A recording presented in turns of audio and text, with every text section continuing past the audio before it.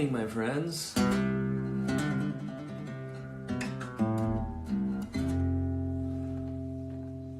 Just came on a few minutes early.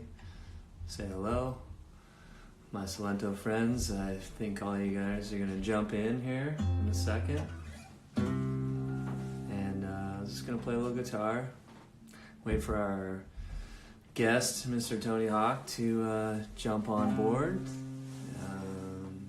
So, welcome to Happy Hour, brought to you by our good friends at Salento Tequila. Hello. Is that backwards? Because it's backwards in my screen. I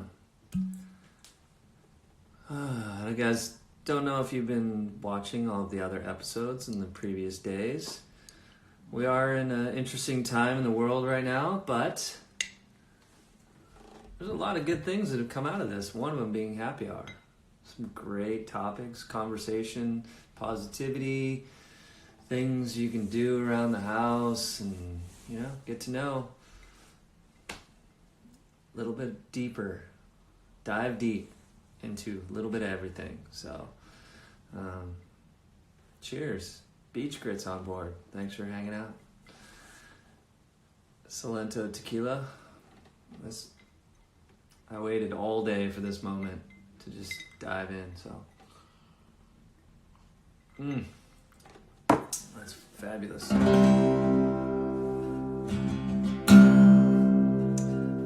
think I gotta keep my eyes on this in case Tony jumps in. I told him 5 o'clock. It's not 5 o'clock yet.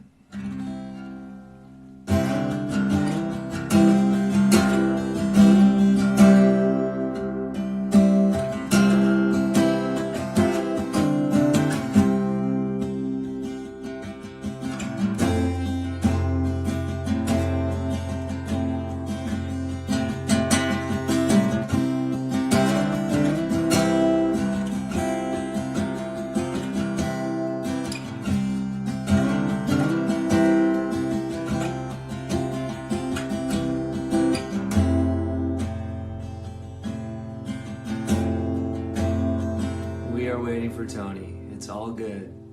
He will be here. Thanks for hanging out. Oh, wait, Tony Hawk joined. I see him.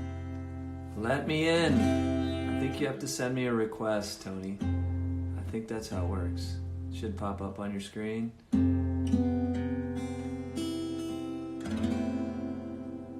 I know. I'm pretty sure he's got a request to come on board. Is that how it is? Or did you already request and I missed it because I was playing guitar? Hold on. Let's see. I'm looking. Tony. Okay.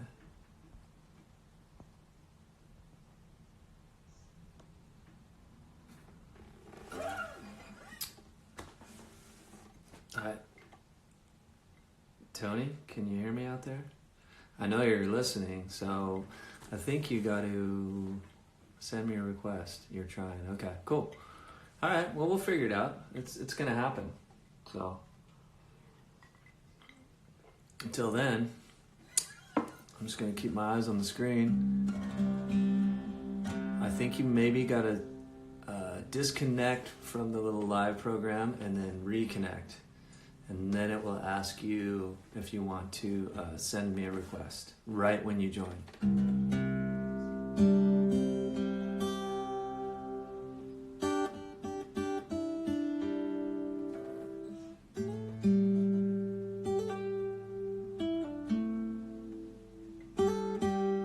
There he is. Okay, we found Tony. We have located Mr. Hawk. Here he comes. We are connecting. And then the guitar will be. Yes. We're having technological differences. And that's okay. And this time, we're okay with that. Hey, how are you? Thanks for joining us, Tony. Yeah, man. It was fun. It was fun watching you and trying to get in, but cheers. Cheers to you too, man. How's things, bro? How you doing? It's a little weird, but you know, we're getting by here. Yeah, yeah, I know. It's been a crazy last couple of months, let's say, just figuring it all out, right? Getting through it. Yeah, it just seems like we keep kind of eking through, like, okay, here's the next thing. Here's the next thing we can't do, or maybe we can, try to do that, but not together. Yeah, And a lot of Zoom meetings. Wow. I know. I think I tuned into one of you had all the legends of skateboarding all together. We did, yeah. Unfortunately, that was a business call, so I really wanted to like record it for everyone to listen to, but we were talking about working on a project together, and it's not something we can share yet. So Yeah, I was like, man, we've got lightning in a bottle right now. Everyone was, and it was all happened like within an hour. yeah, It was like, that hey, was can you cool. guys talk? Can you do that? And then boom. That's Um, awesome, man. That's super cool for so you. I'm lucky that I have these outlets. I have my own skate park and I have my own vert ramp to go to. So my life isn't upended so much. I mean, I don't travel obviously, but I feel like your skate park is shut down. The Yeah, waves. yeah, I know. It's up until it was about a week ago now. They completely shut down all the beaches here in San Diego. So yeah, our escape, our freedom, where we go to kind of cleanse our minds and get away from it all was taken away. So it's kind of we've had to reset and like, all right, find things to do to kind of fulfill that void, right? Yeah, yeah, exactly. Yeah. We've been doing a lot of music in my house, Nice. which is not new for my kids, but is new for me. So that's been pretty fun. Are you playing an instrument? Well, I can sing. I'm not going to say I'm a singer, but I'm Nice. okay. Yeah, I did the Masked Singer, so I feel like if I sang on national TV, I could probably do it in my house. that's right. I remember that. You can definitely do it, dude. I love it. Yeah. Why not? So actually, we just finished the track that we were working on, and we're going to release it on Saturday. Sick. I So love it'll be it. pretty cool. Yeah, And it's going to be so, awesome. who's in the band? Break it down. Well, let's see. Two of my kids, three actually, um, Keegan Hawk and Calvin Goodman. And then my son Riley came in and finished it off with a solo because the solo was a little tricky. Um, but we covered the Damn song "Smash It Up," Oh, and seriously? yeah, yeah. And then a friend of ours, a mutual friend, Urian Hackney, who lives in Vermont, is the one who hit me up to do it. So he played drums and bass, and then he put the whole thing together. No way. So Yeah, did he do it from that side of the country? yeah. So it's a bi-coastal effort, Oh, I love it, right? and How cool is that? I got a crash course in GarageBand. Yeah. Yeah, yeah. Dive right in, head first. Yeah, No better time than right now to do that. yeah, exactly. Yeah. Yeah.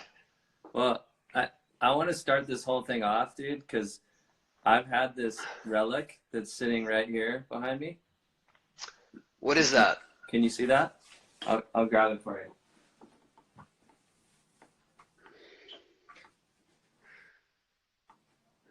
Oh, wow. Yeah. Do you have one of these? I do. Yes. Um, I made it my mission one year to get one of each of my boards that I had. That one I actually did have Yeah. an extra one, but my original skateboard got damaged in a fire, like my first pro model ever, and I had to buy an original issue from someone for, I think it was like $4,000. No way. There's I some love strange it. irony that having to buy your own skateboard that at the time barely sold, Right. Yeah, you know. totally. Well, But that's a good one. Was that yours back in the day? this is mine. I bought this at the Del Mar Skate Ranch when I was probably Wow. 10 years old. It would have been like 83, 84, right around there. I was like That's pretty sick. skating there every day, and just like I was that little rat that was standing at the keyhole watching you guys, you and all the boys do your thing.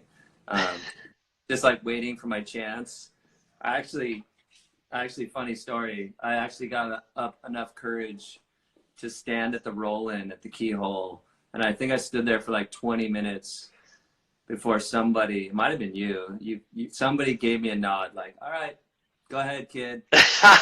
That's cool. Right? I It's just so didn't. funny to think that to somehow think we were intimidating too, because we were all just trying to find ourselves. Like we felt like outcasts and total weirdos, and like to think that you came there and we're like, oh, look at these guys. And we're like, we didn't even know what we were doing. Dude, you guys were like, I mean, because I was only like 11, 12, and you guys were like 16, Right. That's a 17. huge difference back then. Huge difference. I was like a Massive. little Yeah. kid, and you guys were like grown men, basically, Yeah. So to like get a nod to roll into the keyhole and like maybe hit a tile if I was lucky, and like roll out of there like I accomplished something big, Yeah. like I was kind of a big moment. But I was gonna ask you, do you remember the first time you ever got like the nod? Oh, wow. That's I Go don't know if way I ever back, got the man. nod. I feel like I just eked my way in without having the nod. I think the first time I ever got acknowledged at all was when I was skating Oasis Skate Park, which is in San Diego, which was been a couple years before Del Mar. And I was 11 or something, just the scrawniest, dorkiest kid. And I remember Dave Andrecht. I was skating with Dave Andrecht, and I was riding his pro model board.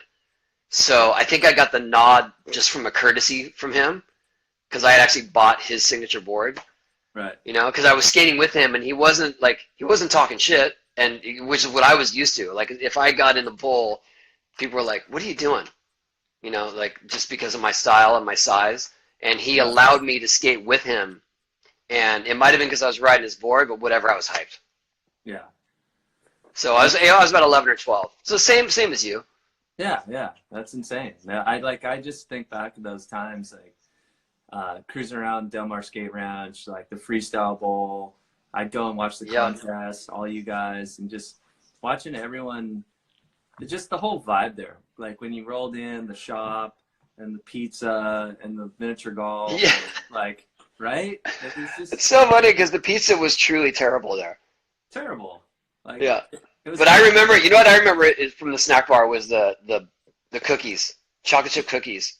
yeah. Oh yeah, for sure. That like you'd smell them in the skate park and you go rushing in to try to get some of the first batch. One. That was like height of the excitement at Del Mar Skate Ranch. So, like, how big of an influence on your life was the Del Mar Skate Ranch? Oh, that's where I formed my style, my identity, like Yeah, my friends, I don't know, that was my home away from home. That wasn't my salvation. yeah, for Truly, sure.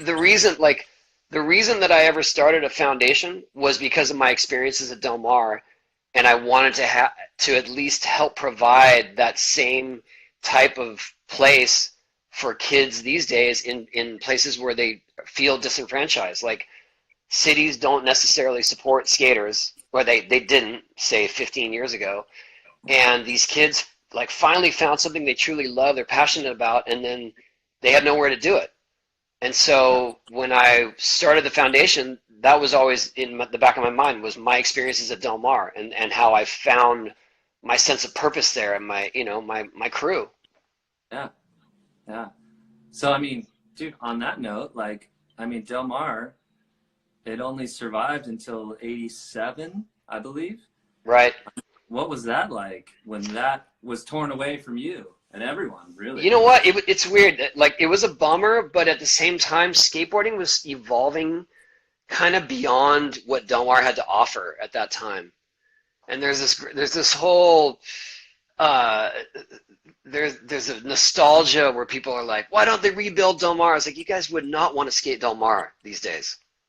Like it would Why? not be the park you would choose to go to, Yeah, considering how far we've evolved with how bowls are built, how there's street elements, and so by the time it closed, we had a couple of solid backyard ramps in the area, and that was where we went.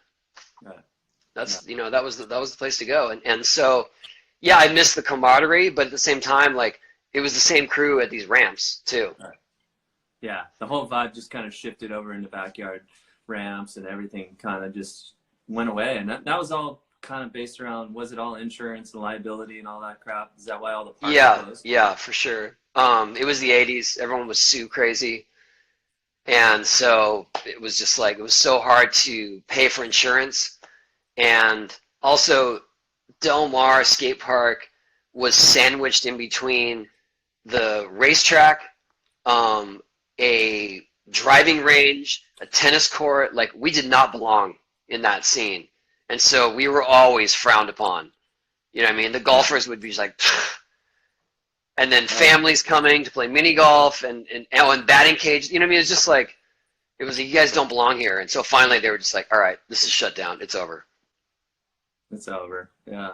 Yeah. And when did skate parks come back to life? Like, when did they revive? Like, how big was that gap? They ebbed and flowed. So I would say Del Mar closed, it was about 84, 85, maybe 86. Mm-hmm. And then a bunch of skate parks opened across the country, but they were all indoor and they were all private. And then those quickly fell off because they lost their insurance, and skating was sort of, it was cyclical. So it was like skating fell out of fashion and skate parks closed, and then everyone took to the streets. And the streets became the skate park. And that's when everything changed for skating, because suddenly you didn't have to go to a facility. You didn't have to pay an entry fee. You could go skate the local bus stop or the local shopping mall, or the local bench or handrail, and that became your skate park. And then, you know, people didn't even care about competing anymore.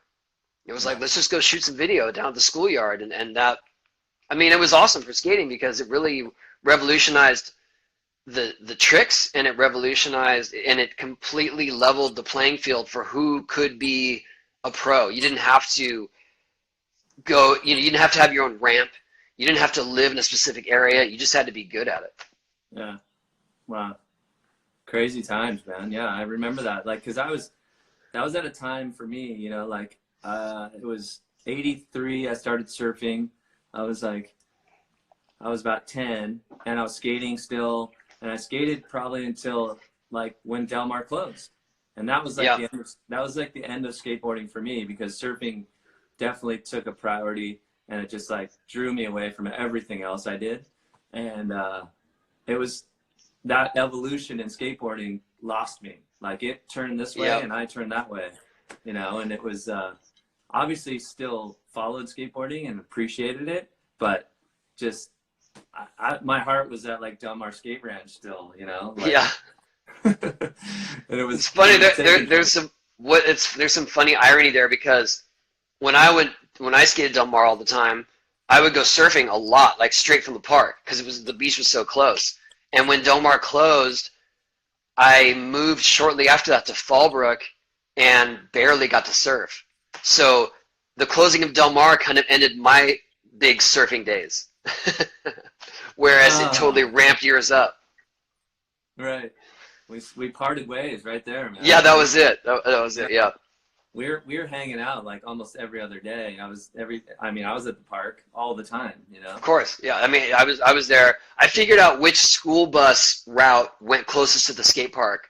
So I would just get on that school bus after school, and then I had to walk about a half mile, but I would just walk to the park, and then whenever my dad got off work, he'd come pick me up. And usually that was, 7 or 8 at night.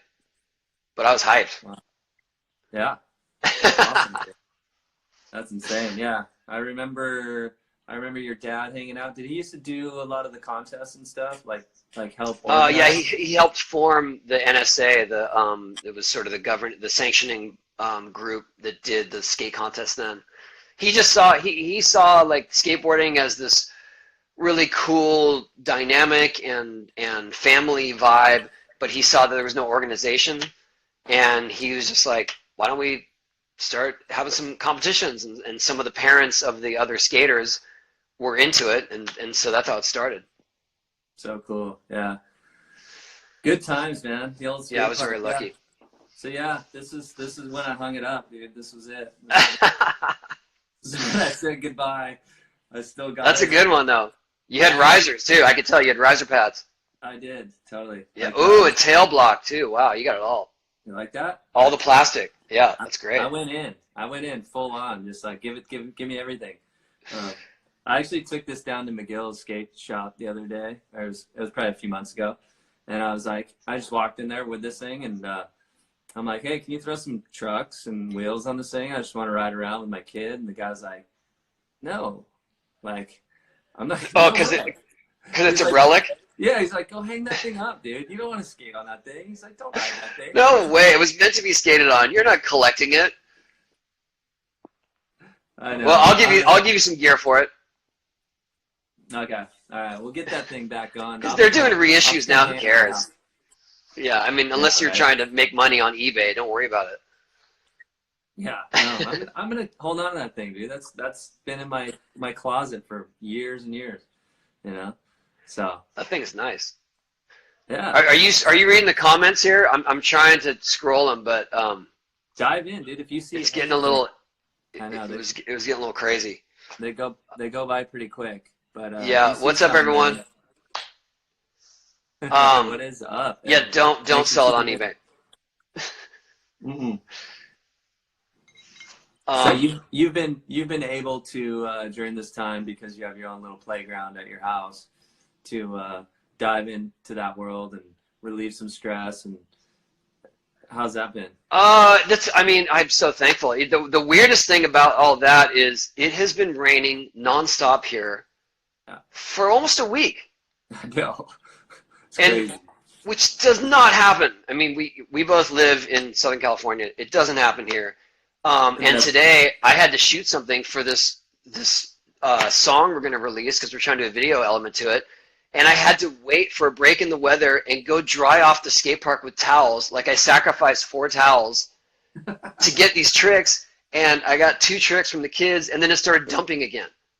Yeah. It's just absurd here. Yeah. Yeah. But anyway, but very much thankful that we have this. Obviously, we have this facility. I've been catching a little bit of flack because I go to my vert ramp to skate, and people are like, what, you're social distancing by inviting all your homies to go skate with you? And so just to be clear, we do keep our distance. I Clorox the ramp, I Clorox our hands. I mean, I'm doing the best I can here, but you can't keep me off the ramp. That's my spot. Is there anywhere you can surf? You know what? They closed Trestles just a couple days ago, and now it's Huntington and Newport Beach are still open. So that's kind of, as far as California, maybe a couple places like Ventura, but it feels weird to me to like get in my car and drive to like Huntington Beach to go surf. Yeah. And is it packed? Yeah, it's probably packed, and I don't know, man. I'm just like, hey, I'm gonna look at this from a different perspective. Like, okay, the ocean's been taken away from me. I'm gonna use this time to dive into other things, like, and just embrace that whole idea. It's like, Yeah. It's like, instead of focusing on like the have-nots. Yeah. Let the body heal, work on myself, just like feel good.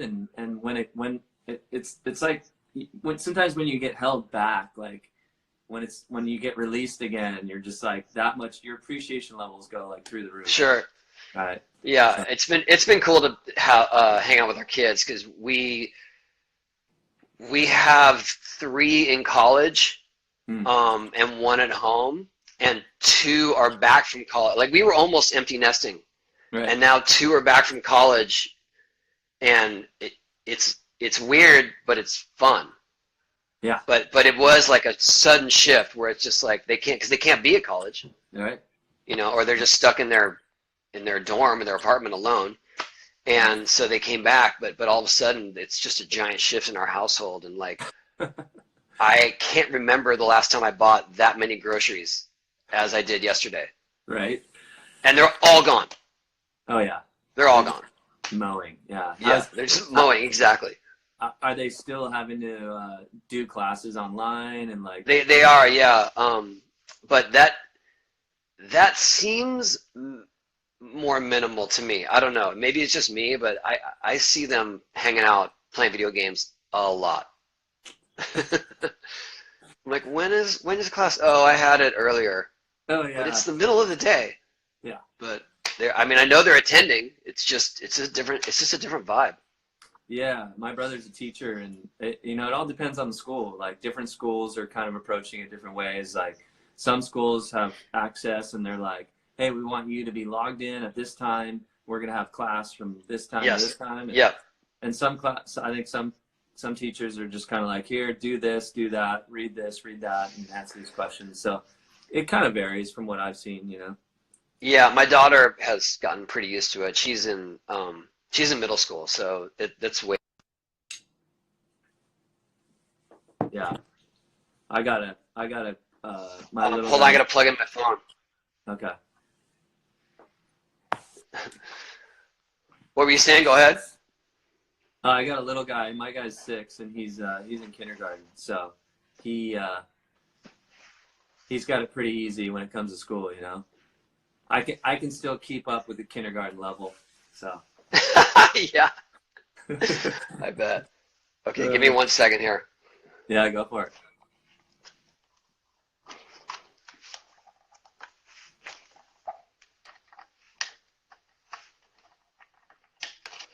I was shooting a bunch of skate footage today, Oh, nice. Are you and that's shooting why a lot my of phone stuff? is dead. What's that? Do you shoot a lot of stuff on your phone? Yeah, yeah. Well, like I was skating with Lizzie Armanto and Kevin Staub, and Lizzie was trying. You can look at my story. You can see Lizzie doing a kickflip no grab on vert. It's pretty cool. Wow, insane. Someone asked what we're drinking. This is what we're drinking right here. Salento. Yeah. What are you drinking? Are you drinking Blanco?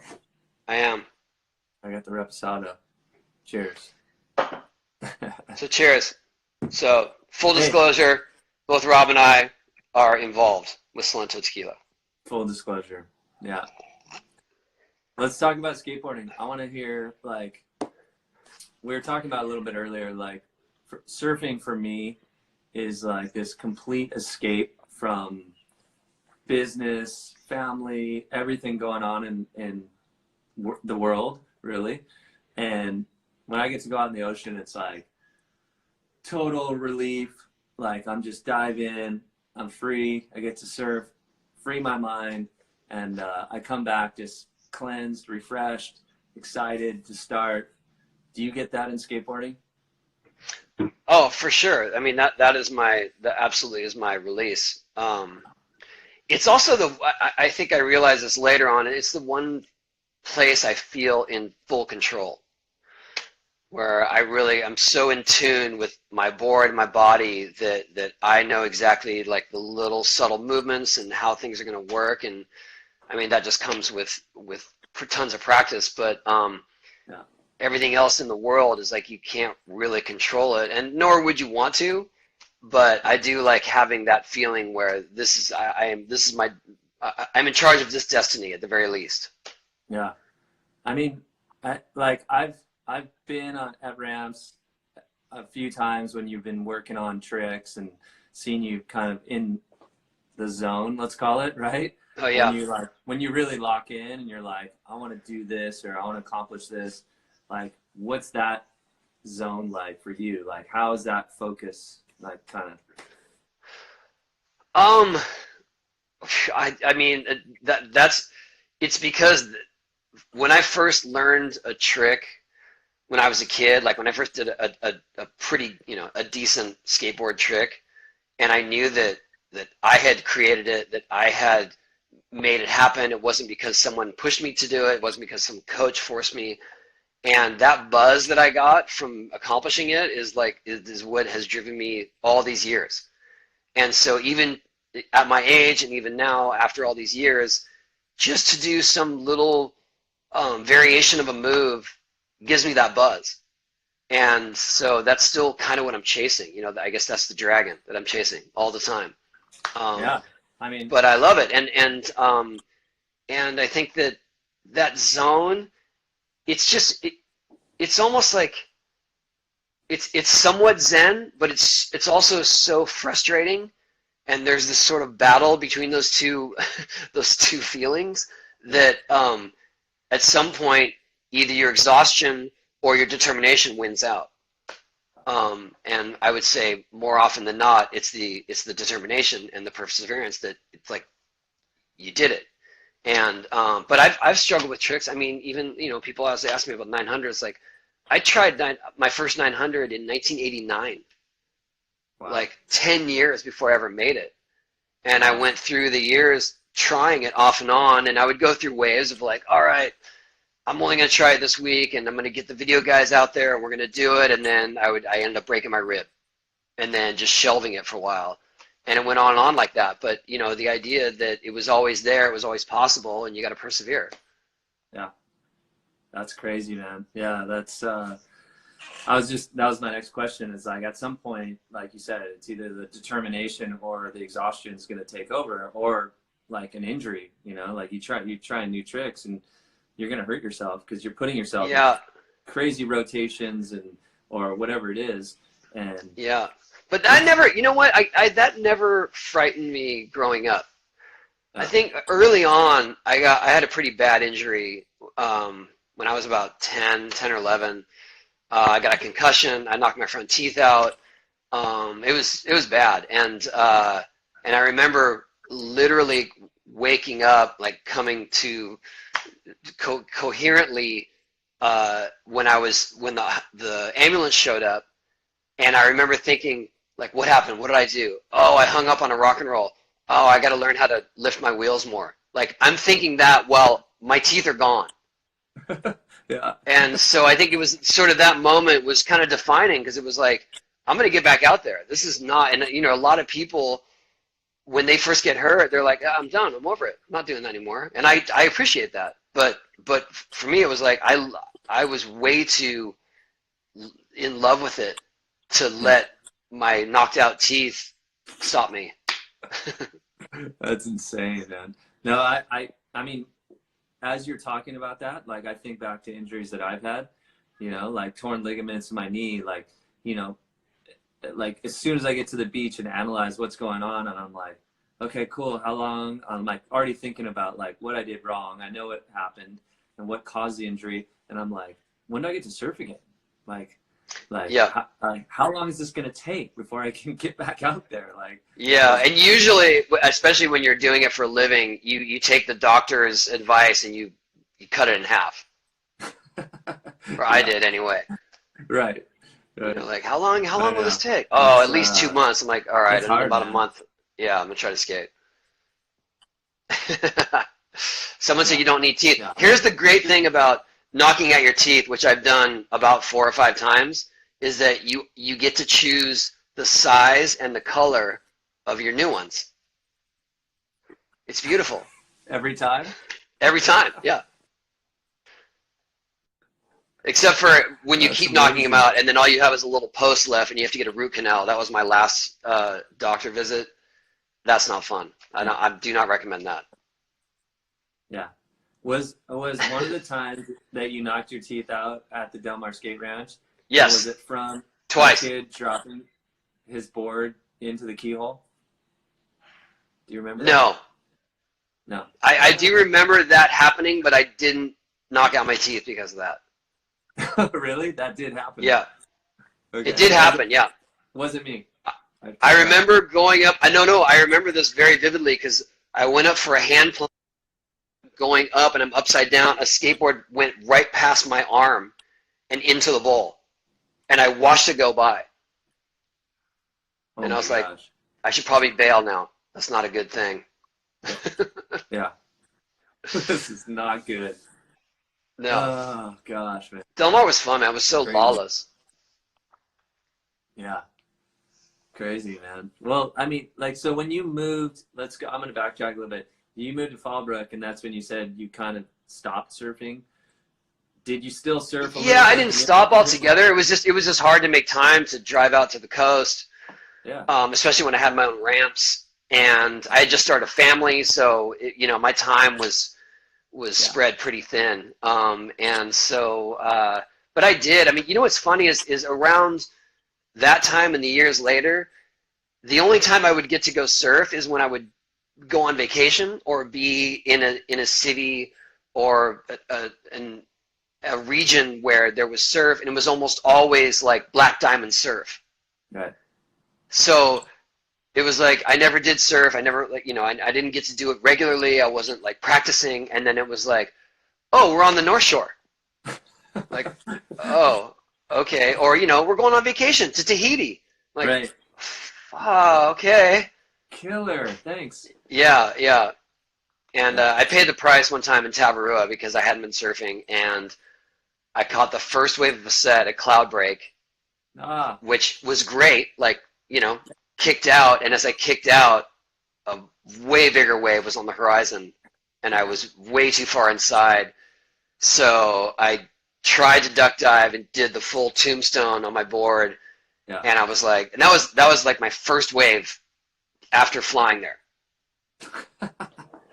That's great. And then I paddled straight to the boat, and I was like, no, You I guys. can't. This is too much. Yeah. And my brother was there, and he came over to the boat. My brother, who's been surfing his whole life, Yeah. and he came over to the boat, and he's like, you got to get back out there. Like, if you let this be your only time at Cloud Break, and you got held down for a little bit, you'll never go back ever. No. I was like, I don't really want to go back out there though, and eventually I did, and shoulder hopped a couple of them, but it was frightening, and I was not in shape. We have all been there. Yeah. Yeah. Especially. Yeah, but you're a little more. I think you're a little more prepared for that scenario than I was.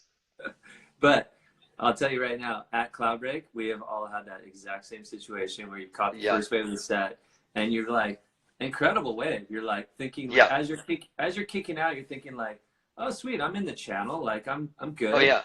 And the next wave is twice as big, and it's just steamrolling across the reef, and you start paddling, and then your knuckles hit the bottom, like that wave. Yeah. Luckily I kicked out before I got that far in.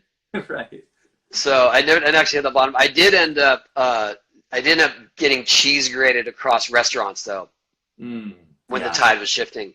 Yes. That happens. So I've had all the great experiences there. Good old surfing. But you did Yeah. surf. You did surf up at the surf ranch. How was that? I did actually. I was set to go, and they shut it down 2 days before Oh, so from yeah. COVID-19.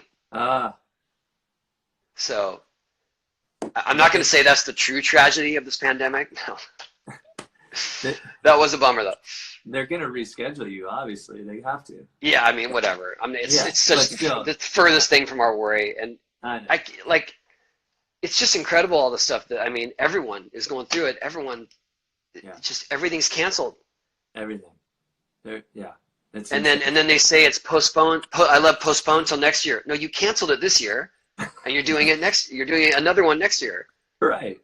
It's just a whole new thing. Like, Yeah, it's a new thing. You can't you don't postpone Coachella for a year because you were gonna do it next year anyway. it's just not happening. That's all. Yeah, it's not happening. Yeah, yeah, but tons of skate demos and trips, and Yeah. I travel extensively for Yeah. what I do, like doing speaking gigs and skating stuff, and just Yeah. across the board. I And was- each month is like, all right, that one's getting pushed out. That one's getting pushed out. Yeah. And we got to do this though. We have to Yeah. flatten the curve. I mean, it's crazy in a way. Like the end of the year last year for me was crazy. I traveled for like 2 months straight. I was in Europe, Tahiti, New York, back and forth. Like, I mean, I was just all over the place, super, super busy. And then I got home in like right before Christmas, and I've been home ever since. And I had a bunch of stuff planned as well, like you did. And it's all just been kind of shut down and canceled. And it's interesting to me in a way of like, wow, I get to actually stay home for a long period of time. Yeah. Like, it's really refreshing in a cool way to be like, oh, like I'm not actually used to it, right? Yeah, no, not at all. I mean, I was traveling up till a month ago. I would travel half the year. Yeah, yeah, totally. And so like longest stretch at home would be a week or 10 days or so. Right. And it's awesome. I mean, I feel for the people that are stuck elsewhere or are stuck in situations that are not healthy, and now it's even more under the microscope. And yeah, Yeah. there are a lot of elements to this that probably people aren't thinking about, but it's tricky, man.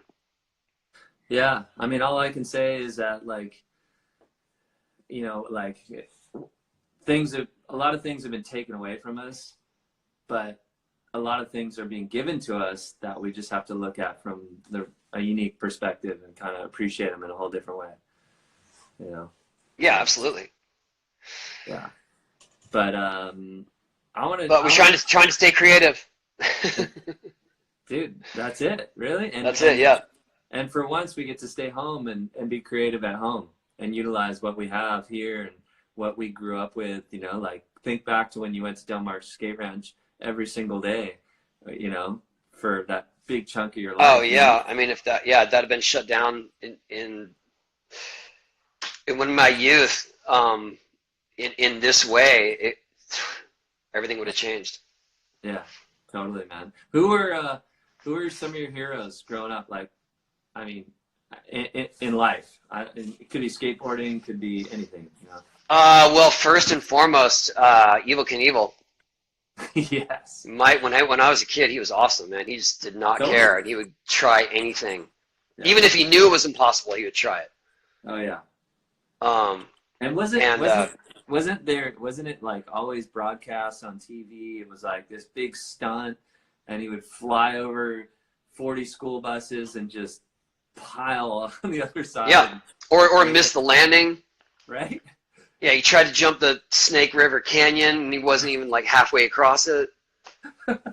He was awesome, and we were all there, like we were hyped if he did or didn't do it. Just tuned in, like. Yeah, And just then, tuned in. I mean, it was oh, great. It was such a funny time. yeah. Other than that, I mean, just skating. I would say, well, my first hero in skating was Eddie Alguera, who was super creative, super innovative at his time. He invented the frontside rock. He invented the Algarial. Some people say frontside inverts. Like he was focused on tricks when cool. And I was a little kid who couldn't do the big airs because I didn't have the body type or the strength. And so I was watching him like, oh, tricks. I want to learn tricks like Eddie Alguera. And the first hard trick I ever learned was his signature move, frontside rock. And then beyond that, it was Steve Cavallero, because then I saw a magazine with a kid that was my size flying out of a pool wearing elbow pads on his knees, which I did because you couldn't find knee pads that fit you. And he was flying like 6 feet above this pool, and I was like, you can do that if you're little. Like, I want to do that. I mean, it took me a lot longer than him, but that was Steve Caballero. That was the first time I saw him. Yeah, that's insane, man. I mean, Yeah, he's that awesome.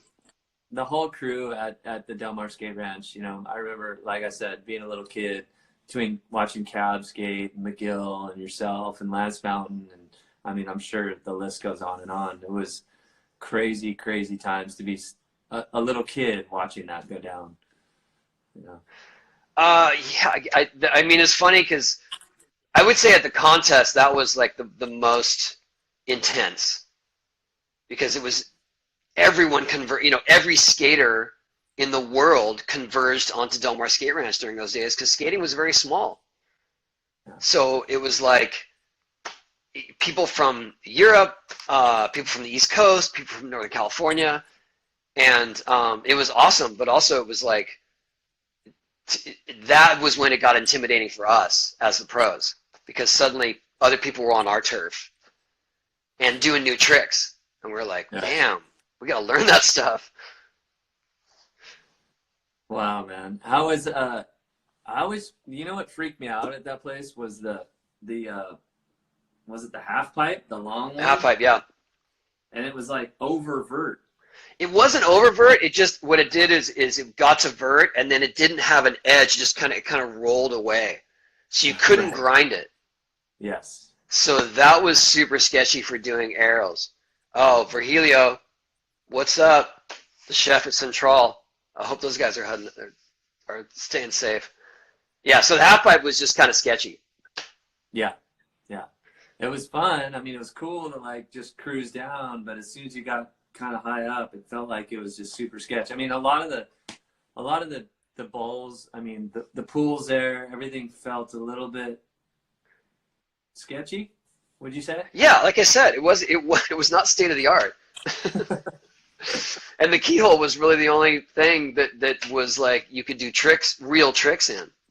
Yeah. I will say, And even that was like super kinked on the sidewalls, and so you had to like choose your spots. yeah, But man. I mean, like I said, I sound like an ingrate. I loved it. I mean, Yeah. that was the place, Oh you yeah. know. But as things evolved and as ramps and pools got better, like we're not going back to that. Well, I will say, like, I loved skating the little freestyle pool down by the parking lot, kind of more on that side of the keyhole Yeah, and the reservoir. the reservoir. Yeah. Yeah. And watching Rodney Mullen, Oh, magical. Just oh, magical. Yeah. like I got to meet him a few years ago at a Ben Harper show, and I was just like, dude, oh my gosh, like, Yeah, he's a genius, man. yeah, he freaks me out, like the stuff that he does on a skateboard. And I remember back then just like tripping out on him, like, Yeah. you know, I mean, it's down, funny. So to think back then, that was probably 83, 84. yeah, Rodney Mullen would come and do freestyle, and freestyle was like just not cool. No one was there to watch a freestyle contest. But when Rodney would skate, everybody would stop what they're doing and go rush to the reservoir. yeah, And the tricks he was doing are literally what people do in the streets now, what people strive to do in the streets now. He was doing kickflips. Nobody did a kickflip. right, Nobody even knew how he flipped his board. yeah, They called him magic flip. wow, You know what I mean? And he's doing all that stuff, and we knew there was something happening. We didn't understand the gravity of it. yeah, gosh, so talented, such a talented human being. Yeah, he's like I said, he's mad genius. He's awesome. Yeah, yeah. And does he still skate? Is he still? He does, yeah. He's just very careful. He holds him so precious that he doesn't let him. And he um he only like he's a vampire. He wakes up at around 3 p.m. during the day, and then he skates. I'd say from like 8 p.m. till 4 a.m. on his own. Wow. So Yeah. in this pandemic scenario, nothing has changed for Rodney. Yes. Oh, that's good, man. Yeah, he's Well, awesome. that's pretty cool, man. You got any more questions out there? Yeah, I got one. I mean, browse through. If you see anything you like, dude, jump in. I I see a was lot of gonna, people from South America. I see a lot of people from Brazil. Virgilio was there from yeah, Peru. yeah, That's awesome. Thanks, you guys. that's super cool. What do you wish everybody could learn from this experience we're going through right now? To value your freedom and to appreciate your loved ones Hmm. and to respect others because you don't realize your small actions, how much they could affect other people. I mean, just being out and about, if you don't know you're infected, you could literally destroy someone's life. You had no idea. Yeah, very well put. Thank you. That's great, dude. Are you staying? Are Zombie you staying behind you. up? Oh, yes. Do you I stay? have, you guys will like this one. This one You is guys. called Gleaming the Pube.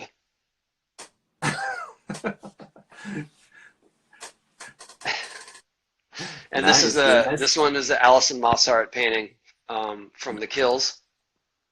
Nice. And this is from Damien Eccles when he was on death row. Wow. So they all have meaning. And this is from, what's her name? From Medusa from Detroit. Awesome. There you go. That's all my wife's art, actually. I'm in her space right here. So Nice, dude. Well, are you staying healthy? What are you doing to stay healthy? I'm yeah, just trying to skate and take. I don't know, be available, be Yeah, present, yeah, and trying to stay creative. You know, trying to stay entertaining. It's weird because we always have so many directives, especially with social media. Like I get a lot of, I have a lot of obligations out there with mm, sponsors and endorsements and stuff, and all that stuff is gone. yeah, And so you value that people are enjoying what you're putting out regardless. yeah. And I've always felt that way, but especially now where it's like there's no incentive. It's just to provide entertainment, and I'm happy to do it. And people are craving it more than ever right Yeah, now. for sure. Yeah.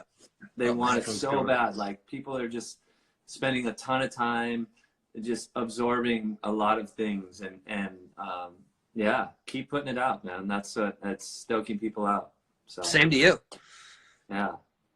Doing the best we can, man. That's what it's all about. It's like staying positive, staying creative through this whole thing. And I think out the other side of this, we're gonna learn a lot about what we do and how we do it and how people function in the world all together.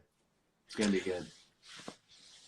I think, yeah, I mean, if nothing else, we're going to learn to get along better.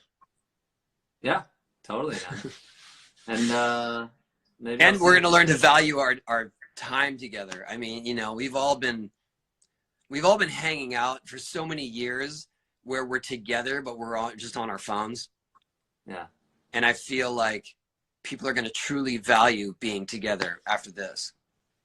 I I like hope. that. Maybe Yeah, not. Maybe we'll still be just texting each other from other sides of the room. I don't know. I like that. That's a call out right there. Like let's like when you hang out with people, you hang out with people. Yeah, exactly. Yeah. Let's And leave our phones embrace. at home. We've had enough of them over the last couple months. Yeah, yeah. Maybe this is a way for us to kind of like understand that, have a better understanding of like, there's a time to be on your phone, there's a time not to be on your phone, and like really appreciate Yeah, the exactly. people around you. So, well, Wait, what does it say? Oh, someone says, Tony, you tattooed me and I want to show you how it's holding up. I don't know how to get you in there. Someone named their puppy after me. Thank that's you. funny. Somebody wrote on here. Somebody wrote on in capital letters all the way across. It said, "Do a kickflip, do a kickflip, do a kickflip." Don't have my skateboard here. Sorry. Sorry, I mind if maybe when I get some trucks on it, I'll attempt one, but that's not gonna happen right now. All right, next time. Next time we do kickflips. I'll teach you kickflips. How's that? There we go. It's on. You Next time. teach me alley-oops on a surfboard. For you, that's I don't know what you call an alley-oop. Yeah. If you're going down the line front side and then you Yeah. pop into an air but Yeah. you turn the other way. Yeah. What do you call that? Alley-oop. You call alley-oop. Yeah. You teach me alley-oop on a surfboard. I'll teach you how to kickflip on a skateboard. I'll try my best. It didn't sound that hopeful. I really have faith in you, Rob. You gotta have faith in me. Jeez. I might have to come to the surf ranch because I need the same, like I kind of need Okay. that skate ramp kind of vibe to practice, All the right. rotation. But Fair we'll enough. get it, dude. Tony, thank you, bro. All right. Thanks, Rob. Thanks everybody for tuning in. Yeah, was good to super hang cool. out. Thank you, everyone. Salento for having us, and stay healthy, stay sane, stay positive. Cheers. See you on the other side. All right. See you on the other side. Cheers, Bye, man. guys.